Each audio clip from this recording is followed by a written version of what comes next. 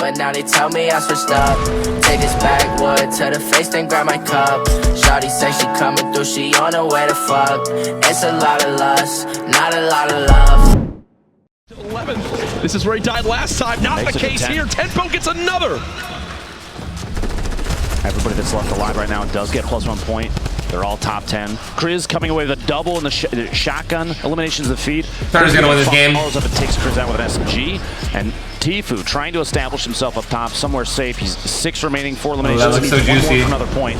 He wants those, Matt. He wants that loot so bad. He better. He's got 15 builds left total. And he's going to start to use them to try and get up top, opting out of going after those. But the rockets coming in. Nope, you got to go back down. Now's the time to try and make a positional decision. He's got to go down. That's exactly what he's going to do. Doesn't want to take too much fall damage. He's going to push in the zone. He's going to win. He's bottom fighting. He's got a skill. He's got this. 5 elims. Everyone's going to 2 left. All the loot's falling to TFUE. He's trying to drop one down. Can he drop his opponent? Shoot him down. Shoot him down. He's got no mats. Spraying out the building. Boom. What a win! Dude! In the final moments there. Are you, dude, you can't ask for a better win. Game 1 gave him the fuel to turn up there in game 2. He's dropping. You see TNT Rain trying to get the shot off on the way in. An incredibly long drop, 2 eliminations for him. He did make it to second. That's 2 points still, which is, I mean, that potentially puts him in placement for Monday. Yeah. Right. But TFUE, what a game. Wow. Very good after that. You love to see the emotions there, the pop off. He doesn't have a window to jump out of like he normally does. I almost expected him to try and find one. Right. It's either way, you look at it right there, and we talk so much about materials. Doesn't panic, and it's on down. Players begin to fall because we talk so much about how awkward it is going up mountains there. Oh yeah. They had to go down mountains, and once people started to get shot down, it was loot raining from the sky. It was like a never-ending llama. Now, I think a player like TFUE, he spends a lot of time in play. So good. It's a great way to build it. You just drop in. His maximum llamas get a ton of materials, and he practices his builds. He practices his edits and the speed at which he can do them. It definitely shows in a situation like that. He had no materials left. As I was saying, he's building up, and as soon as that rocket happened, as soon as it came out, he saw his structure was going to go down. It was time to edit his way down, because if fall damage happened, no matter how much HP you have, 100 is not going to stop you from a drop like that. So editing down, it saved him. He was able to fly down, slide down the hill, get an engagement at the bottom, and you saw so many players were eliminated like that in an instant, and it left them a 1v1 at the bottom. It all dropped quick. It was all TFUE at the end, but there were many players making some highlight plays. Here's some from C9 Kriz. You mentioned the 2 elims we saw in the engagement feed. Here it is again, getting up close and personal with the double barrel. Will take down Misfits Freak. Wait, why are there no shockwave grenades? Saw that. That's the trap attempt from Horrify. It wouldn't have It would have left him at 43, which it would have been a tough situation. Yeah. That's not a lot remaining. I love that llama transition, dude. Game. He got the double and then was immediately eliminated afterwards. But that's a lot of eliminations. That's still a point. Plus, as we've seen the last couple days, one eliminate or one. Yeah, Dale, I know, man. 6 eliminations. That could be enough to put you into Monday's grand finals. I almost forgot that Nick Merckx was pushing towards 7 elims there. He finished with, I believe, 6. The man continues to impress me. Every time I'm like, okay, Nick's done, that's his craziest thing he'll do on this game. No, now, again, showing up to this LAN environment, I mean, thankfully for the other opponents, Nick playing with a shirt on, or else he would have used the intimidation factor of his traps. Just flexing. That basically go above his head. As here it is again from Tilted. You're in Nick Merck's domain. I'm surprised people are even landing here. The number of those engagements within Tilted in which Nick can bait players into situations that he already knows his way around with inside this whip, the shotgun shot right there. That double barrel is vicious up close. Yep. And as I was saying, Nick's ability to bait players into a situation where he knows he has the advantage. That staircase push, the elimination side there, he basically waited for the player to come around the corner and said, now you're on my turf. I have the height advantage, and I've got a shotgun. Oh, I thought that was how we got the 6th elim. Followed it up shortly after. That was against Sean. Wow. Sean there.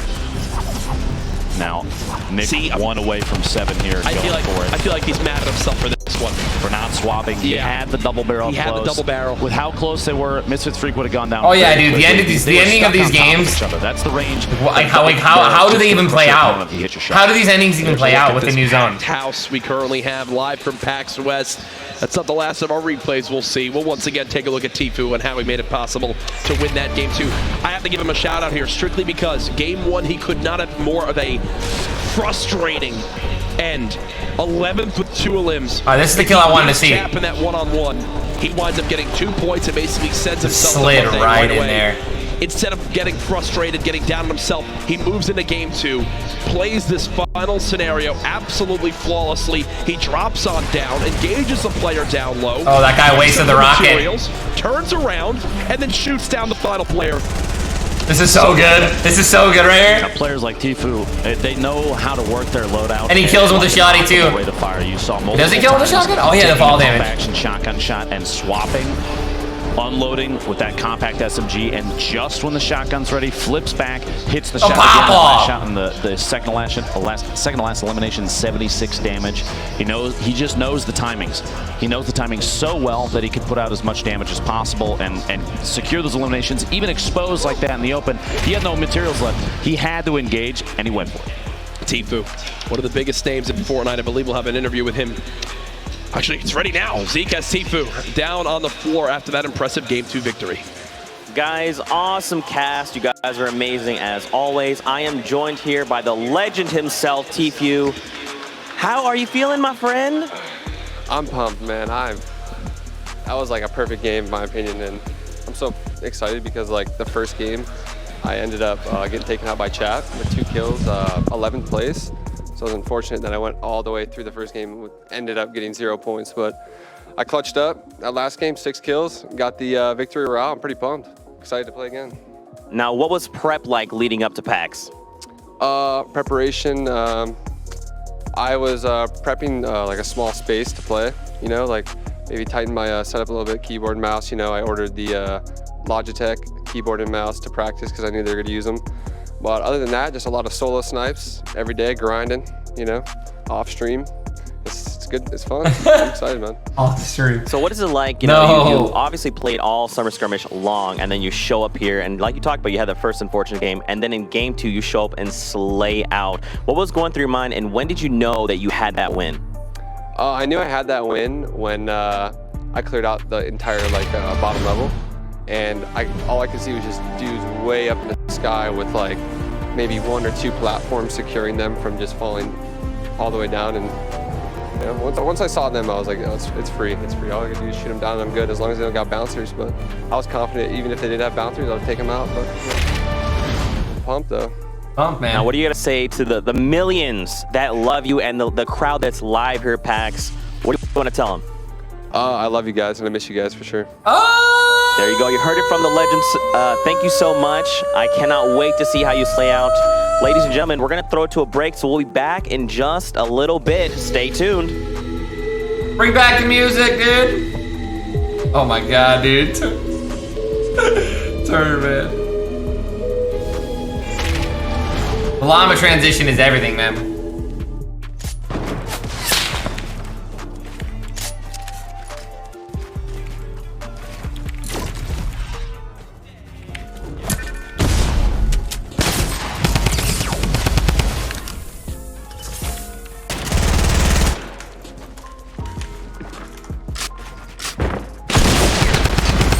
For the kill, thank you, and I appreciate your concern, but I will win this game for you. Thank you for those nades.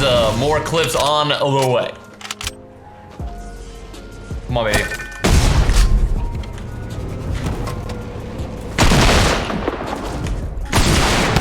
Oh my god!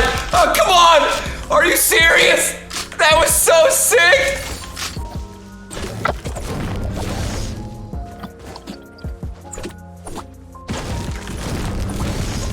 Oh yeah.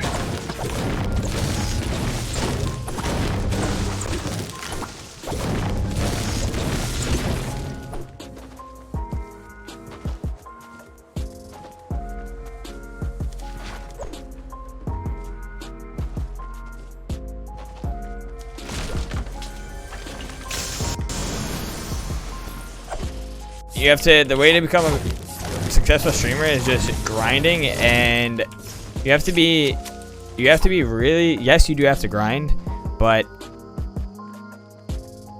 You have to be entertaining. You have to be super funny, really good at the game, really humble, really genuine, or you gotta have really, really, really big boobs. So if you have any of those attributes, then you can make it on Twitch. If you don't, unfortunately, then it's like